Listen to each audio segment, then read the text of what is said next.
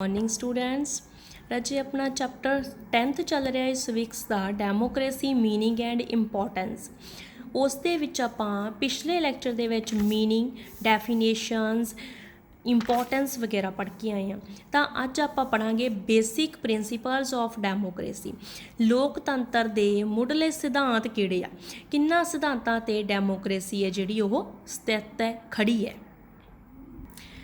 So, democracy is based on various principles. Firstly, sovereignty of the people. ਲੋਕਾਂ ਦੀ ਸਰਵਉੱਚਤਾ। Sovereignty resides in the people and the administration is run to accordance with the wishes of the people. Sovereignty ਕੀ ਹੈ ਲੋਕਾਂ ਦੀ ਜੋ ਸਰਵਉੱਚਤਾ ਹੈ ਉਸ ਨੂੰ ਮੰਨਿਆ ਜਾਂਦਾ ਹੈ ਡੈਮੋਕ੍ਰੇਸੀ ਦੇ ਵਿੱਚ ਤੇ ਐਡਮਿਨਿਸਟ੍ਰੇਸ਼ਨ ਆ ਜਿਹੜਾ ਉਹ ਲੋਕਾਂ ਦੀ ਵਿਸ਼ ਦੇ ਅਕੋਰਡਿੰਗ ਪਬਲਿਕ ਓਪੀਨੀਅਨ ਦੇ ਅਕੋਰਡਿੰਗ ਹੀ ਚਲਾਇਆ ਜਾਂਦਾ ਹੈ ਡੈਮੋਕ੍ਰੇਸੀ ਦੇ ਵਿੱਚ।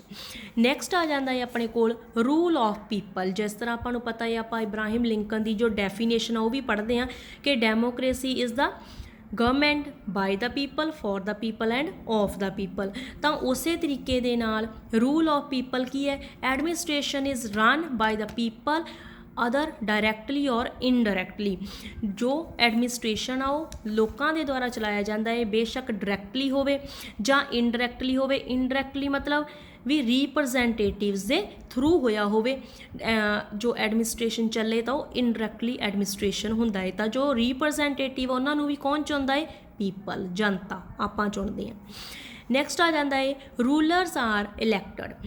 Rulers are elected by the people. ਹੁਣ ਲੋਕ ਹੈ ਜਿਹੜੇ ਜੋ ਰਾਜ ਕਰਨਗੇ ਲੀਡਰ ਹੈ ਜਿਹੜੇ ਉਹ ਕੌਣ ਇਲੈਕਟ ਕਰਦਾ ਹੈ ਪੀਪਲ ਦੇ ਦੁਆਰਾ ਇਲੈਕਟ ਕੀਤੇ ਜਾਂਦੇ ਆ।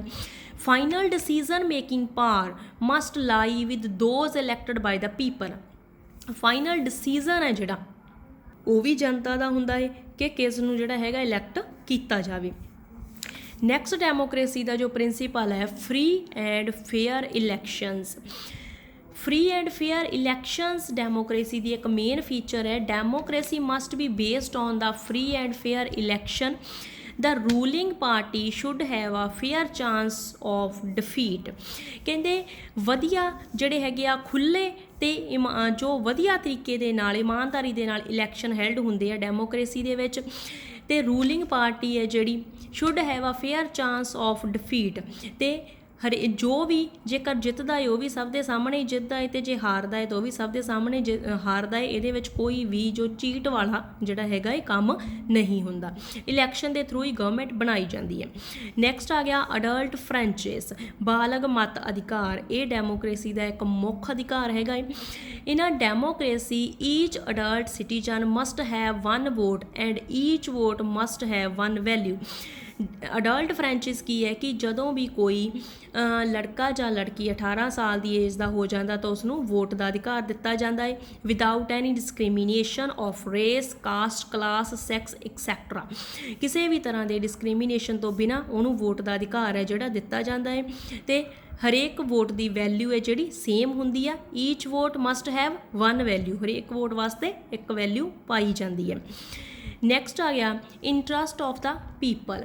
ਦਾ administration is run in the best interest of the people.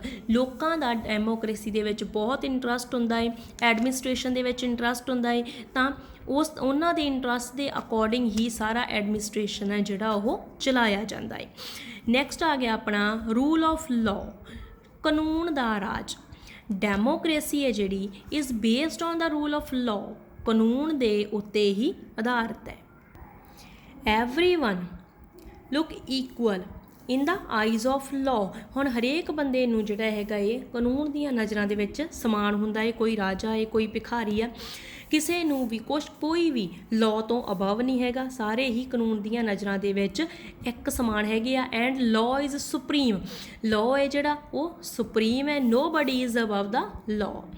Next ਆ ਗਿਆ ਆਪਣੇ ਕੋਲ equality. Equality is a basic principle of democracy. Everybody enjoy the right of equality and liberty।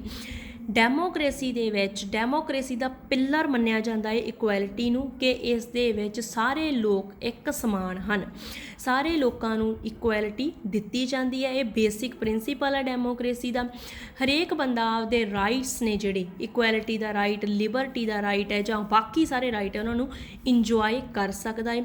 ਸਭ ਨਾਲ ਸਮਾਨ ਅਧਿਕਾਰ, ਸਮਾਨ ਵਰਤਾਓ ਕੀਤਾ ਜਾਂਦਾ, ਸਭ ਨੂੰ ਜੋ ਤਰੱਕੀ ਦੇ ਸਮਾਨ ਅਵਸਰ ਦਿੱਤੇ ਜਾਂਦੇ ਆ, ਸਭ ਨੂੰ ਜੋ ਓਪਰਚੁਨਿਟੀਜ਼ ਆ ਉਹ ਸਮਾਨ ਇੱਕ ਸਮਾਨ ਦਿੱਤੀਆਂ ਜਾਂਦੀਆਂ, ਕਿਸੇ ਨਾਲ ਵੀ ਅਸਮਾਨਤਾ ਦਾ ਬਿਹੇਵੀਅਰ ਨਹੀਂ ਕੀਤਾ ਜਾਂਦਾ, ਕੋਈ ਡਿਸਕ੍ਰਿਮੀਨੇਸ਼ਨ ਨਹੀਂ ਕੀਤਾ ਜਾਂਦਾ। ਨੈਕਸਟ ਆ ਗਿਆ fundamental rights. In democracy citizen enjoy fundamental rights which are protected by the judiciary. ਕਹਿੰਦੇ ਫੰਡਾਮੈਂਟਲ ਰਾਈਟਸ ਕੀ ਹੈ ਕਿ ਡੈਮੋਕ੍ਰੇਸੀ ਦੇ ਵਿੱਚ ਹਰੇਕ ਬੰਦਾ ਆਪਦੇ ਮੌਲਿਕ ਅਧਿਕਾਰ ਆ ਜਿਹੜੇ ਉਹਨਾਂ ਨੂੰ ਜੋ ਪ੍ਰੋਟੈਕਟ ਜੋ ਉਹਨਾਂ ਨੂੰ ਜਿਹੜਾ ਹੈਗਾ ਵਰਤ ਸਕਦਾ ਹੈ, ਜਿਹੜੇ ਕਿ ਜੁਡੀਸ਼ਰੀ ਦੇ ਦੁਆਰਾ ਪ੍ਰੋਟੈਕਟ ਕੀਤੇ ਜਾਂਦੇ ਆ। ਜੁਡੀਸ਼ਰੀ ਕੀ ਹੈ? ਜੋ ਆਪਣੀ ਨਿਆਂਪਾਲਿਕਾ, ਠੀਕ ਹੈ। ਤਾਂ ਨਿਆਂਪਾਲਿਕਾ ਇਹਨਾਂ ਅਧਿਕਾਰਾਂ ਨੂੰ ਪ੍ਰੋਟੈਕਟ ਕਰਦੀ ਹੈ, ਦੇਖਦੀ ਹੈ ਕਿ ਕਿਸੇ ਦੇ ਵੀ ਫੰਡਾਮੈਂਟਲ ਅਧਿਕਾਰ ਕਿਸੇ ਵੀ ਆਦਮੀ ਦੇ ਵਾਇਓਲੇਟ ਨਾ ਹੋ ਜਾਣ। ਸੋ ਉਸ ਕਰਕੇ ਜੋ ਆਪਾਂ ਨੂੰ ਫੰਡਾਮੈਂਟਲ ਅਧਿਕਾਰ ਜੋ ਰਾਈਟਸ ਮਿਲੇ ਹੋਏ ਆ, right to liberty, right to education, right to expression of speech, right to freedom, right to equality. So ਇਹ ਆਪਣੇ ਕੋਲ 7 ਫੰਡਾਮੈਂਟਲ ਰਾਈਟਸ ਨੇ। ਰਾਈਟ ਟੂ ਕੌਨਸਟੀਟਿਊਸ਼ਨਲ ਰੈਮਡੀਜ਼, ਤਾਂ ਇਹ ਜੋ ਰਾਈਟਸ ਨੇ ਉਹਨਾਂ ਨੂੰ ਹਰੇਕ ਸਿਟੀਜ਼ਨ ਇੰਜੋਏ ਕਰ ਸਕਦਾ ਹੈ ਵਿਦਾਊਟ ਐਨੀ ਐਕਸਟਰਨਲ ਔਰ ਇੰਟਰਨਲ ਅਫੇਅਰੈਂਸ। ਸੋ ਜੁਡੀਸ਼ਰੀ ਇਹ ਜੋ ਫੰਡਾਮੈਂਟਲ ਰਾਈਟ ਨੇ ਸਾਡੇ ਉਹਨਾਂ ਨੂੰ ਪੂਰੀ ਤਰ੍ਹਾਂ ਦੇ ਨਾਲ ਪ੍ਰੋਟੈਕਟ ਕਰਦੀ ਹੈ। ਬਟ ਇਹ ਸਾਰੀ ਫੈਸਿਲਿਟੀ ਸਾਨੂੰ ਕਿਸ ਅੰਡਰ ਮਿਲਦੀ ਹੈ? ਡੈਮੋਕ੍ਰੇਸੀ ਗਵਰਨਮੈਂਟ ਦੇ ਅੰਡਰ ਮਿਲਦੀ ਹੈ। ਸੋ ਇਹ ਸੀ ਆਪਣੇ ਬੇਸਿਕ ਪ੍ਰਿੰਸੀਪਲਸ ਆਫ ਡੈਮੋਕ੍ਰੇਸੀ।